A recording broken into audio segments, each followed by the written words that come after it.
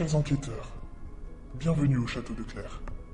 Vous êtes ici pour élucider un mystère ayant eu lieu il y a plus de 500 ans, en 1505, ici même au château de Clère.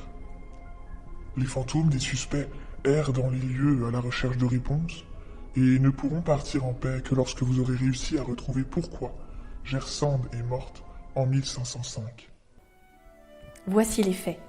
En 1505, le baron Georges IV de Clère fait rebâtir son château.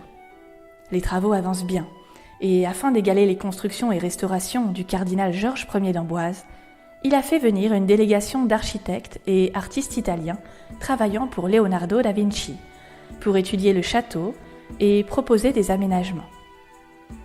Il espère ainsi que Leonardo voudra venir travailler sur son château.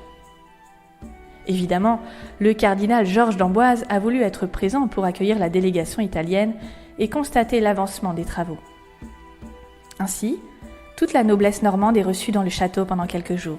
Anne de Brézé, la baronne, Louis de Brézé, son frère, le sénéchal de Normandie, Catherine de Dreux, son épouse, et les dames de compagnie s'affairent au service.